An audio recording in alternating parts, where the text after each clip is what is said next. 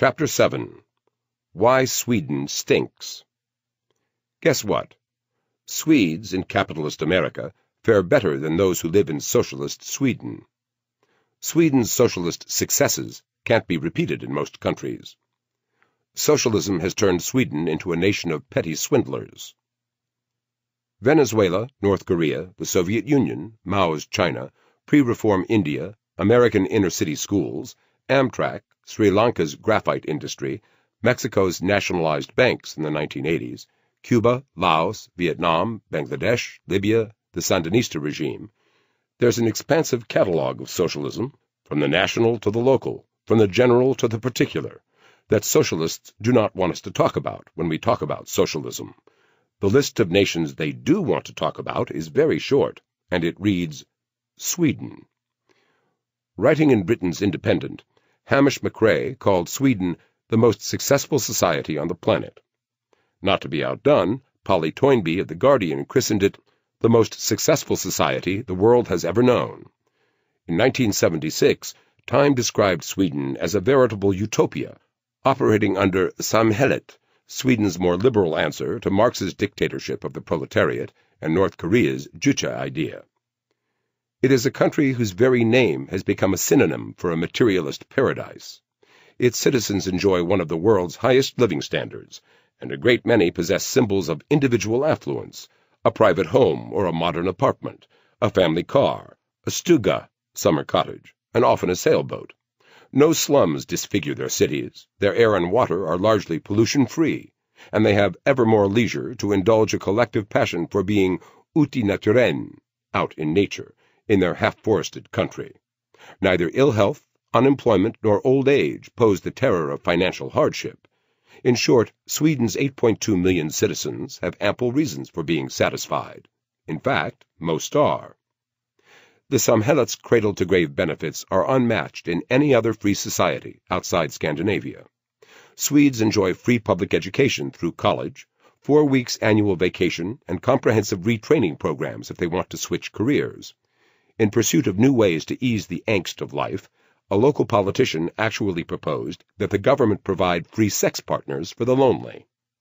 Sweden in particular, and the Scandinavian model of socialism more generally, has given American socialists the best piece of evidence for their case. One of the more perceptive among them, Jesse Larner of Dissent magazine, attributes the supposed success of Swedish-style socialism to its disinclination to centrally plan the entire economy. Hayek understood at least one very big thing, Larner writes, that the vision of a perfectible society leads inevitably to the Gulag. But the Scandinavian model, he argues, makes room for a less authoritarian, more genuinely democratic expression of socialism, one that is not held hostage by the petty corruption and endemic misallocation of resources associated with other kinds of socialism. The possibility of non-totalitarian models of social democracy, like those that emerged in Europe after the war, should alert the reader to Hayek's limitations, he claims. Can one have socialism without central planning? Larner argues for exactly such a thing, and other like-minded market socialists have pressed for similar arrangements. Hayek was writing about Lenin, Stalin, and Hitler. The limitations articulated by Hayek, they argue, do not apply to other, less centralized kinds of socialism. Larner writes, comprehensive models of how society should work reject the wisdom of solutions that work and deny the legitimacy, indeed, from Lenin to Mussolini to Mao to Ho to Castro to Qutb, deny the very right to exist, of individuals who demonstrate anti-orthodox wisdom. Defenders of these models are required by their own rigidity to invent the category of the counter-revolutionary. To Hayek, this is what socialism, communism, and collectivism, he makes little distinction between them, mean, the dangerous illusion of perfectibility. The only kind of socialism he considers in road is state-managed, perfect society utopianism, in which the direction of the economy and all of its inputs and outputs are planned, with the accompanying political and moral degradation that Hayek demonstrates quite convincingly. In many ways, the Scandinavian model is superficially attractive, and no critic of socialism can afford to ignore its successes. While Venezuela's state-run grocery stores exhibit failures that have obvious parallels in American public schools, the Scandinavian countries seem to offer an exception. Why? To understand the apparent success of Scandinavian socialism, it is first necessary to understand the cultural and economic conditions that gave rise to this system, which on the surface appears to be radically more successful than alternative models of socialism. The free market economist Milton Friedman was among those who understood that there is something deep in Scandinavian culture that greases the machinery of socialism. When a Scandinavian socialist boasted to Friedman, "In Scandinavia we have no poverty," his reply was astute. "That's interesting, because in America, among Scandinavians, we have no poverty either." That isn't quite true. The poverty rate for Swedish Americans is about 6.7%, according to economists Geranda Naughton and Krista Newborg. The poverty rate in Sweden? Also 6.7%. What seems undeniable is that the Scandinavian countries, especially Sweden, have much more effective government institutions than does the United States.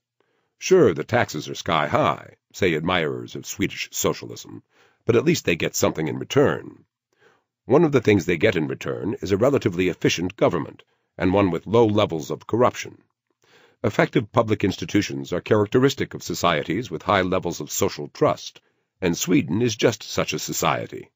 The bad news for the rest of the world, but especially for highly complex societies such as the United States, India, and China, is that the social conditions that produce these high levels of trust are not generally transmutable. And it's bad news for Sweden, too, which is rapidly transforming itself into the sort of society that will not be able to support the relatively successful welfare state arrangements that characterized it throughout most of the 20th century.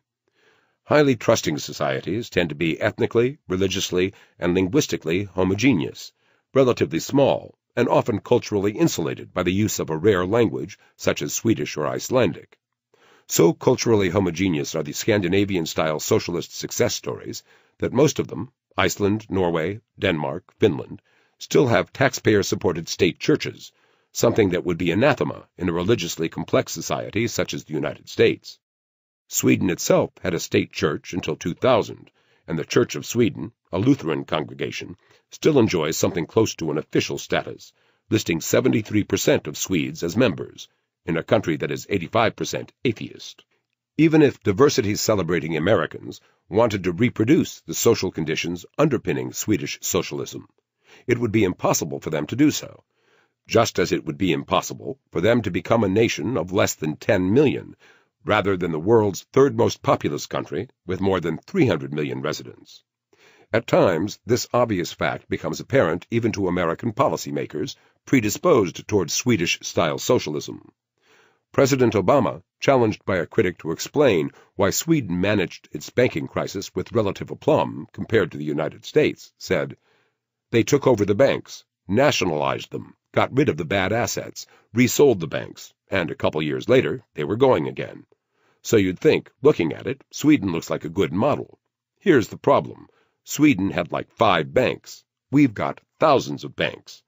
You know, the scale of the U.S. economy and the capital markets are so vast, and the problems in terms of managing and overseeing anything of that scale, I think our assessment was that it wouldn't make sense, and we also have different traditions in this country." Somehow, a precisely parallel set of facts and equally obvious conclusions eluded him and his party when it came to reforming American healthcare policy. More on that later. He fought socialism, and socialism won. Carl Bildt, Sweden's new 42-year-old conservative prime minister, aims to steer Sweden back into the family of free-market nations. "Collectivism and socialism have been thrown on the scrap heap of history," he told us during a recent visit. "There is no compromise worth having between state control and capitalism." Wall Street Journal, April 1992. The dark side of a socialist paradise. Sweden's high level of cultural cohesion, like that of its Scandinavian neighbors, has its drawbacks, however. Sweden in recent years opened itself up to high levels of immigration. About 13% of its population today is foreign-born, though it is worth noting that the largest group of immigrants to Sweden are Finlandssvensk, Swedish-speaking people from neighboring Finland, who share similar cultural traditions and are easily assimilated into Swedish society. For non-Scandinavian immigrants, who include refugees from the Balkans, Africa, and the Middle East, prospects are very different.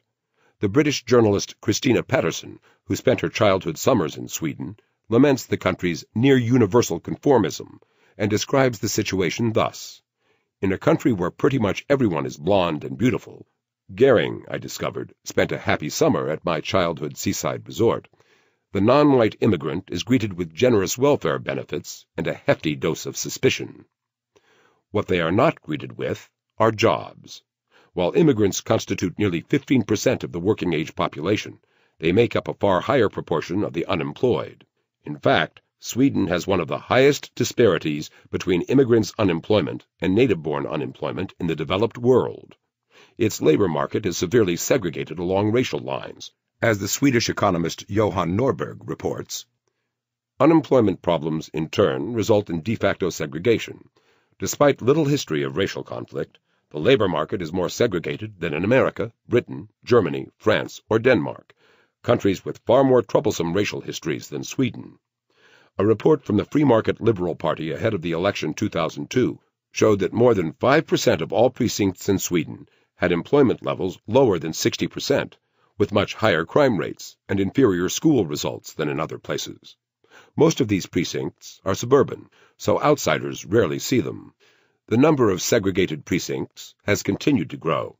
In some neighborhoods, children grow up without ever seeing someone who goes to work in the morning. Pockets of unemployment and social exclusion form, especially in areas with many non-European immigrants. When Swedes see that so many immigrants live off the government, their interest in contributing to the system fades. Like in other parts of Western Europe, the segregation of immigrant areas leads to insularity, crime, and in some cases, radicalism. Last year, Nalin Pekgul, the Kurdish chairman of the National Federation of Social Democratic Women, explained that she was forced to move out of a suburb of Stockholm because of crime and the rise of Islamic radicalism. The announcement sent shockwaves through the entire political system. A bomb waiting to explode is one of the most common metaphors used when social exclusion in Sweden is discussed. Those immigrants who do keep their entrepreneurial spirit intact often take it elsewhere. Hundreds of unemployed Somalis and Iranians leave Sweden every year and move to Britain, where they are often successful in finding work. The contrast in experience can be staggering. The Swedish economic historian Benny Carlson recently compared the experiences of Somali immigrants in Sweden with those of Somali immigrants in Minneapolis, Minnesota. Only 30% had a job in Sweden, about half as many as in Minneapolis. And there are about 800 businesses run by Somalis in Minneapolis, compared to only 38 in Sweden. Carlson quoted two immigrants who together summed up the disparity. "There are opportunities here," said Yamal Hashi, who runs an African restaurant in Minneapolis. His friend, who migrated to Sweden instead, told a different story. "You feel like a fly trapped under a glass. Your dreams are shattered." Just as Somalis in the United States have far different economic outcomes than do Somalis in Sweden, Swedes in the United States fare far better than do their kinsmen in the mother country. The average income for a Swede in Sweden is $36,600, while the average income in the United States is $45,500. And the average income for a Swede in the United States is $56,900, 55% more than the Swedish average. In fact, if Sweden were a state in the United States, it would be the poorest. The poorest demographic cohort in the United States, African Americans, enjoy an average household income slightly higher than the Swedish average. The more extreme the socialism, the more extreme the poverty. While black Americans enjoy a higher standard of living than do Swedes, black South Africans under apartheid, by many measures, enjoyed a higher standard of living than did their contemporaries living under Russian socialism. For instance, black South Africans owned more cars per capita in 1983 than did Soviet subjects, suggesting that even a system of intentional, wicked oppression did not enact as much material privation on its victims as did the socialist system intended to help its victims. Sweden does not seem poor, but it is relatively poor, and it is getting relatively poorer. In 1970, Sweden had the fourth highest average income in the world, but by 2000 it had fallen to 14th place, and it appears likely to head further downward. One reason for that is that fewer Swedes are working, and that in itself is a strange development, inasmuch as Swedes once were among the hardest working peoples in the developed world, working more hours than Americans and nearly as many as the workaholic South Koreans. Today, 10% of all Swedes of working age are in early retirement, collecting disability payments. About 16% of the national government's expenditures goes to subsidizing workers' sick days, and employee absenteeism is at epidemic levels. How is it that one of the healthiest group of citizens on the planet are so frequently disabled and so often too sick to work? Was there some sort of terrible accident? A 13,000 Saab pileup? A Scandinavian epidemic? The most likely answer is this: they aren't disabled, and they aren't sick. In Sweden, a society once defined as much by its Protestant work ethic as by its egalitarian social ideals, gaming the system, defrauding one's tax-paying neighbors, has become socially acceptable, something that would have been unthinkable to Swedes a generation ago. Norberg argues that this shift in national psychology is a direct reaction to the incentives created by the Swedish model of socialism. Mentalities have a tendency of changing when incentives change. The growth of taxes and benefits punished hard work and encouraged absenteeism. Immigrants and younger generations of Swedes have faced distorted incentives and have not developed the work ethic that was nurtured before the effects of the welfare state began to erode them. When others cheat the system and get away with it, suddenly you are considered a fool if you get up early every morning and work late. According to polls, about half of all Swedes now think it is acceptable to call in sick for reasons other than sickness. Almost half think they can do it when someone in the family is not feeling well, and almost as many think they can do it if there is too much to do at work. Our ancestors worked even when they were sick. Today, we are off sick even when we feel fine. If we are to take Swedes at their word, then they are the sickest society in the developed world. Some 20% of all working-age Swedes receive some form of unemployment benefit, many of them related to sickness and disability, and many of them almost certainly fraudulent. What is perhaps most interesting about this change in national psychology is that Swedish socialism, despite its high rates of taxation and its generous array of welfare benefits, is not an especially redistributive system. Whereas welfare benefits in the United States tend to result in a great deal of interpersonal transfers, taxing Peter to subsidize Paul, Swedish welfare historically has been geared more toward intertemporal transfers, taxing young Peter to fund old Peter's pension benefits. By some estimates, Swedish social benefits are 80 to 85% self-financing, meaning that beneficiaries mostly get out of the system what they have paid into it, minus the substantial overhead costs imposed by government management of the programs. Swedes are well aware of this fact. Indeed, the you get out of it what you put into it mentality is one of the reasons that Swedes have accepted such high levels of taxation and such a large and expensive welfare state. But defrauding the system through phony sick days and overstated disability claims undermines that mentality. It not only makes the system of transfers more interpersonal and less intertemporal, it also diminishes the high levels of social trust that have made such a system possible in the first place. It will come as no surprise, then, to learn that the Swedish model is on the socialist skids. In fact, it looks increasingly likely that Sweden's socialist system will end up undermining the country's historically egalitarian, trusting, and hard-working ethos, leaving Swedes with the high taxes, expense, and dysfunctional public sector familiar to students of the European welfare state, but depriving them of whatever benefits such a system may have offered. Furthermore, it is not entirely clear what those benefits may be. Swedes are a very healthy and long-lived people, for instance, and aficionados of European socialism have argued that this speaks well of the country's centralized single-payer healthcare system. Sweden has very low rates of poverty and an apparently egalitarian economic climate, which also are taken as evidence that Swedish-style socialism works wonderfully. But the fact is that all of that was true of Sweden long before the establishment of the Swedish socialist state. In 1950, Swedes already were living, on average, 2.6 years longer than Americans, according to the Swedish think tank Captus. 60 years of the most successful society the world has ever known brought that differential all the way up to 2.7 years. As late as 1980, Sweden's per capita GDP was 20% higher than that of the United States, but by 2001, the U.S. per capita GDP was 56% higher. A big part of the reason for that is high levels of taxation. Whereas the Sweden of 1960 was taxed at levels approximately equal to those of the United States today, the country's tax rate is more than 52% of GDP. Half of all economic output is seized by the state. The irony is that all of this socialism has left Sweden with a society that is, in many important ways, less egalitarian and less generous than that created by the allegedly pitiless capitalism of the United States. While Sweden's income is much more evenly distributed throughout its society than it is in the United States, its wealth is less evenly distributed. Unsurprisingly, income and wealth are highly correlated in the United States, where most rich people get rich through high-paying work and by starting businesses.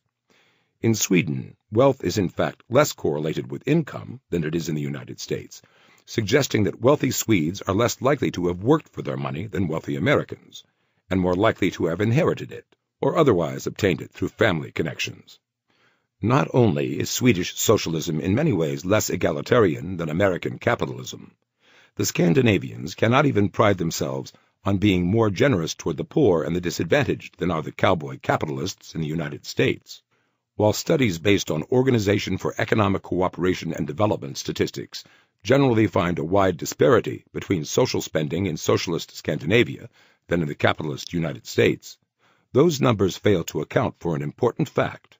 Sweden and other northern European welfare states tax many of the benefits they pay out, whereas in the United States, most benefits are untaxed, and the tax code itself is used to provide social subsidies through programs such as the Earned Income Tax Credit. Further, that social spending usually is calculated as a percentage of GDP, but the GDP of the United States is far larger than that of the Scandinavian socialist countries. Accounting for differences in GDP, the tax system, and the tax treatment of welfare benefits, the United States actually ranks right in the middle of the European socialist utopias when it comes to welfare spending, at a far lower rate of taxation, with a much more robust and dynamic economy. Spending more, getting less. Swedish socialism looks a lot like the American public schools. Good thing they have free health care. Sweden has the sickest workforce in the world, reports Swedish journalist Ulf Nilsson.